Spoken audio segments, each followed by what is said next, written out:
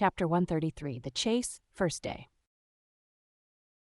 That night, in the mid-watch, when the old man, as his wont at intervals, stepped forth from the scuttle in which he leaned, and went to his pivot-hole, he suddenly thrust out his face fiercely, snuffing up the sea air as a sagacious ship's dog will, in drawing nigh to some barbarous isle.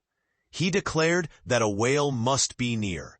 Soon that peculiar odor, sometimes to a great distance given forth by the living sperm whale, was palpable to all the watch. Nor was any mariner surprised when, after inspecting the compass, and then the dog vane, and then ascertaining the precise bearing of the odor as nearly as possible, Ahab rapidly ordered the ship's course to be slightly altered, and the sail to be shortened. The acute policy dictating these movements was sufficiently vindicated at daybreak by the sight of a long sleek on the sea, directly and lengthwise ahead, smooth as oil, and resembling in the pleated watery wrinkles bordering it, the polished metallic-like marks of some swift tide-rip at the mouth of a deep, rapid stream. "Man the mastheads! Call all hands!" Thundering with the butts of 3 clubbed handspikes on the forecastle deck, Daggoo roused the sleepers with such judgment claps that they seemed to exhale from the scuttle, so instantaneously did they appear with their clothes in their hands. "What do you see?" cried Ahab, flattening his face to the sky.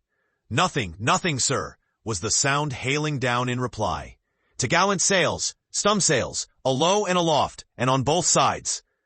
All sail being set, he now cast loose the lifeline, reserved for swaying him to the main royal masthead, and in a few moments they were hoisting him thither, when while but 2/3 of the way aloft, and while peering ahead through the horizontal vacancy between the main topsail and topgallant sail, he raised a gull-like cry in the, "There she blows! There she blows! A hump like a snow hill! It is Moby Dick!"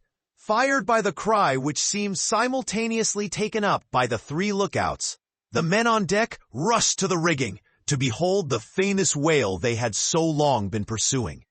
Ahab had now gained his final perch, some feet above the other lookouts, Tashtego standing just beneath him on the cap of the top-gallant mast, so that the Indian's head was almost on a level with Ahab's heel. From this height, the whale was now seen some mile or so ahead, at every roll of the sea revealing his high, sparkling hump, and regularly jetting his silent spout into the air. To the credulous mariners it seemed the same silent spout they had so long ago beheld in the moonlit Atlantic and Indian Oceans. "And did none of ye see it before?" cried Ahab, hailing the perched men all around him. "I saw him almost that same instant, sir, that Captain Ahab did, and I cried out," said Tashtego.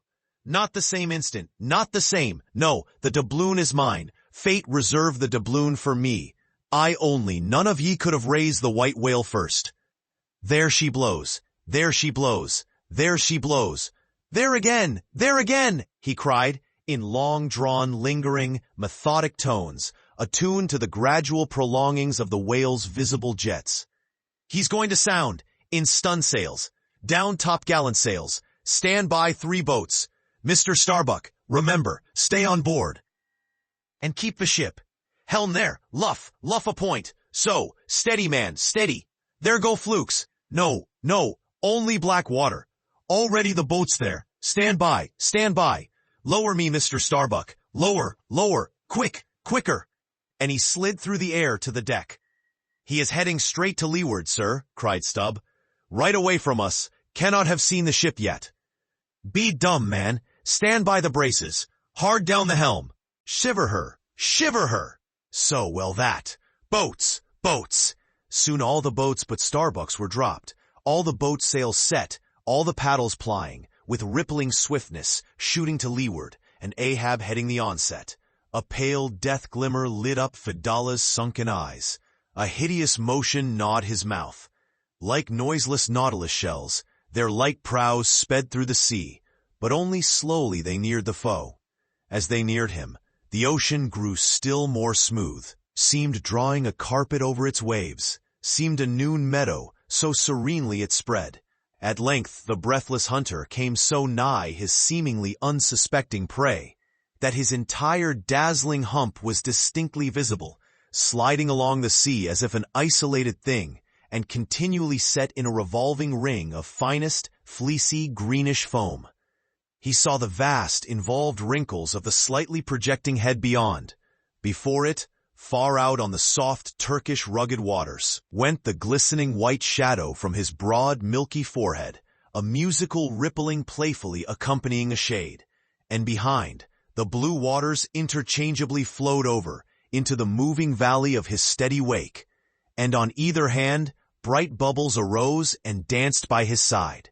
But these were broken again by the light toes of hundreds of gay fowl softly feathering the sea, alternate with their fitful flight. And like to some flagstaff rising from the painted hull of an argosy, the tall but shattered pole of a recent lance projected from the white whale's back, and at intervals one of the cloud of soft-toed fowls, hovering, and to and fro skimming like a canopy over the fish, silently perched and rocked on this pole, the long tail feathers streaming like pennons.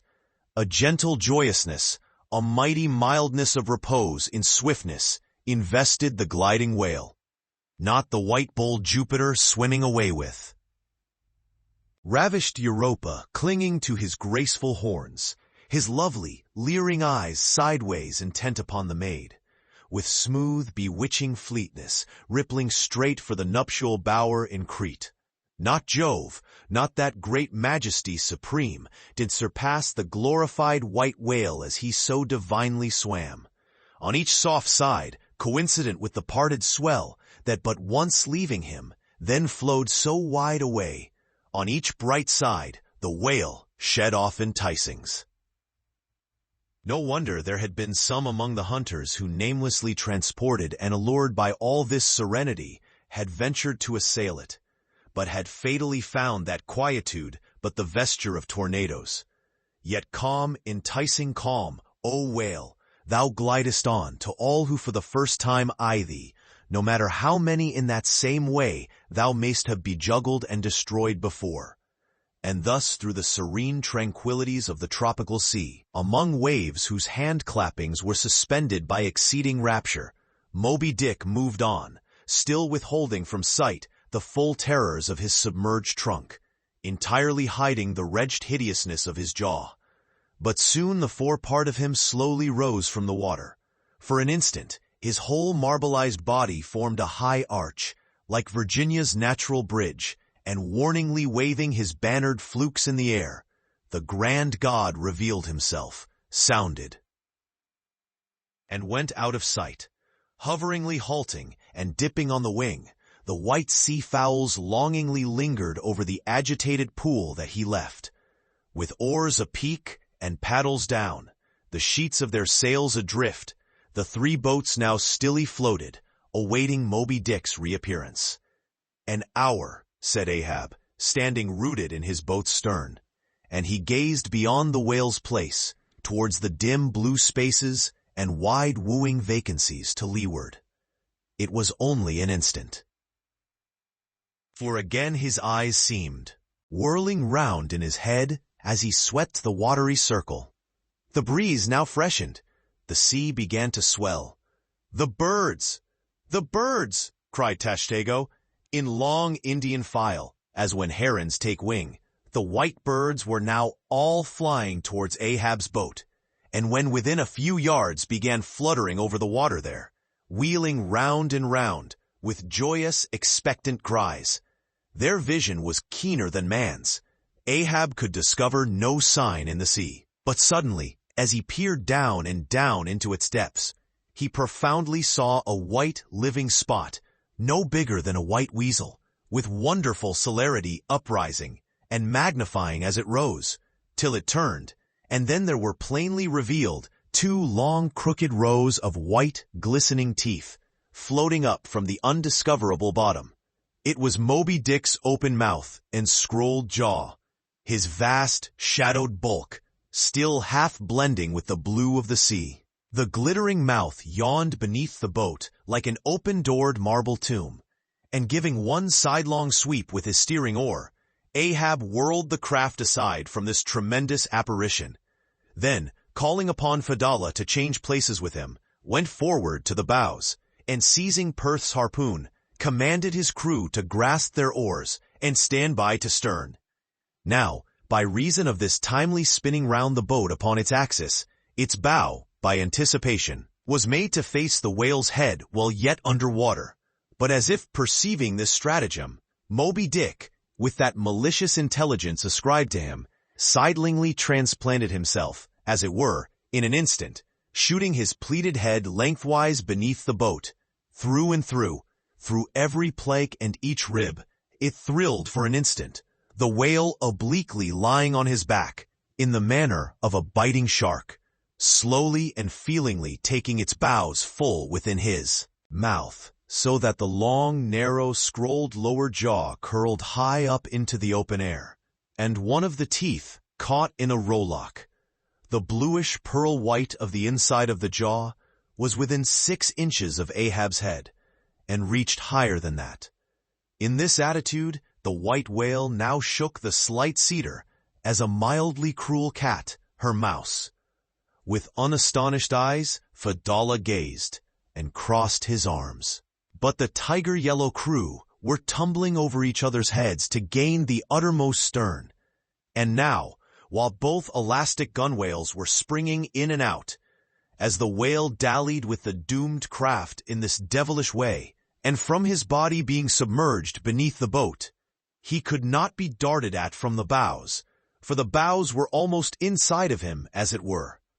And while the other boats involuntarily paused, as before a quick crisis impossible to withstand, then it was that monomaniac Ahab, furious with this tantalizing vicinity of his foe, which placed him all alive and helpless in the very jaws he hated.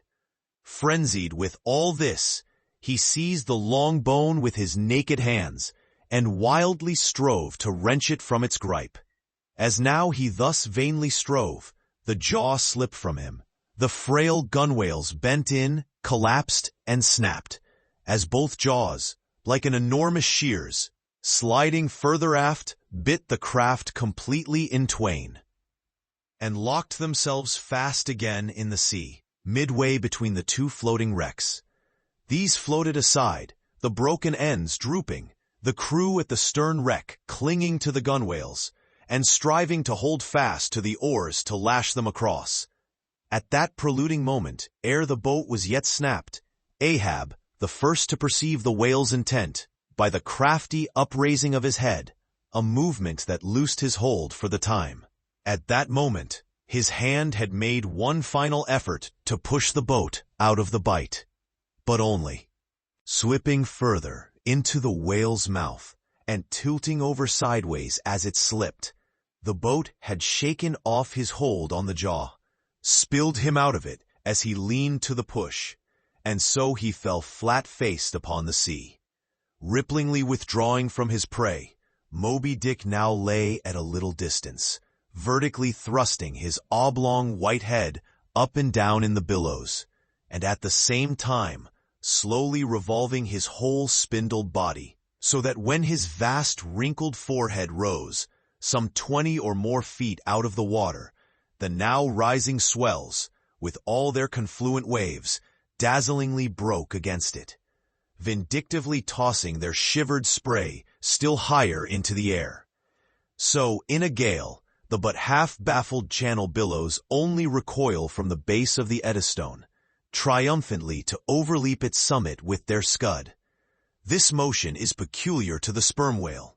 It receives its designation, pitch-poling, from its being likened to that preliminary up-and-down poise of the whale lance, in the exercise called pitch-poling, previously described. By this motion, the whale must best and most comprehensively view whatever objects may be encircling him.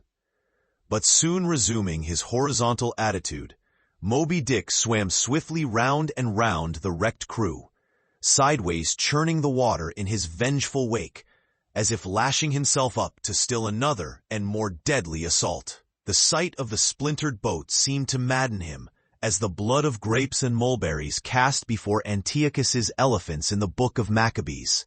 Meanwhile, Ahab, half smothered in the foam of the whale's insolent tail, and too much of a cripple to swim, though he could still keep afloat, even in the heart of such a whirlpool as that. Helpless Ahab's head was seen, like a tossed bubble, which the least chance shock might burst. From the boat's fragmentary stern, Fadallah incuriously and mildly eyed him. The clinging crew at the other drifting end could not succor him. More than enough was it for them to look to themselves. For so revolvingly appalling was the white whale's aspect, and so planetarily swift the ever-contracting circles he made, that he seemed horizontally swooping upon them. And though the other boats, unharmed, still hovered hard by, still they dared not pull into the eddy to strike, lest that should be the signal for the instant destruction of the jeopardized castaways, Ahab and all. Nor in that case could they themselves hope to escape. With straining eyes, then, they remained on the outer edge of the direful zone, whose center had now become the old man's head. Meantime, from the beginning all this had been descried from the ship's mastheads, and squaring her yards, she had borne down upon the scene, and was now so nigh that Ahab in the water hailed her. "Sail on!" But that moment a breaking sea dashed on him from Moby Dick, and whelmed him for the time. But struggling out of it again, and chancing to rise on a towering crest, he shouted, "Sail on the whale! Drive him off!" The Pequod's prows were pointed, and breaking up the charmed circle, she effectually parted the white whale from his victim. As he sullenly swam off, the boats flew to the rescue. Dragged into Stubbs' boat with bloodshot, blinded eyes, the white brine caking in his wrinkles, the long tension of Ahab's bodily strength did crack, and helplessly he yielded to his body's doom. For a time, lying all crushed in the bottom of Stubbs' boat, like one trodden underfoot of herds of elephants. Far inland, nameless wails came from him, as desolate sounds from out ravines. But this intensity of his physical prostration did but so much the more abbreviate it. In an instant's compass, great hearts sometimes condense to one deep pang, the sum total of those shallow pains kindly diffused through feebler men's whole lives. And so, such hearts, though summary in each one suffering, still, if the gods decree it, in their lifetime aggregate a whole age of woe, wholly made up of instantaneous intensities. For even in their pointless centers, those noble natures contain the entire circumferences of inferior souls. "The harpoon," said Ahab, halfway rising and draggingly leaning on one bended arm. "Is it safe?" "Aye, sir, for it was not darted. This is it," said Stubb, showing it. "Lay it before me. Any missing men?" 1, 2, 3, 4, 5. There were 5 oars, sir, and here are 5 men. "That's good. Help me, man. I wish to stand. So, I see him. There, going to leeward still. What a leaping spout. Hands off from me. The eternal sap runs up in Ahab's bones again. Set the sail. Out oars, the helm." It is often the case that when a boat is stove, its crew, being picked up by another boat, help to work that second boat, and the chase is thus continued with what is called double-banked oars. It was thus now. But the added power of the boat did not equal the added power of the whale, for he seemed to have treble-banked his every fin, swimming with a velocity which plainly showed that if now, under these circumstances, pushed on, the chase would prove an indefinitely prolonged, if not a hopeless one. Nor could any crew endure for so long a period such an unintermitted, intense straining at the oar, a thing barely tolerable only in some one brief vicissitude. The ship itself, then, as it sometimes happens, offered the most promising intermediate means of overtaking the chase. Accordingly, the boats now made for her, and were soon swayed up to their cranes, the 2 parts of the wrecked boat having been previously secured by her, and then hoisting everything to her side, and stacking her canvas high up, and sideways outstretching it with stun sails. like the double-jointed wings of an albatross, the Pequod bore down in the leeward wake of Moby Dick. At the well-known methodic intervals, the whale's glittering spout was regularly announced from the manned mastheads, and when he would be reported as just gone down, Ahab would take the time, and then pacing the deck, binnacle watch in hand, so soon as the last second of the allotted hour expired, his voice was heard. "Whose is the doubloon now? Do you see him?" And if the reply was, "No, sir," straightway he commanded them to lift him to his perch. In this way the day wore on, Ahab now aloft and motionless, anon unrestingly pacing the planks.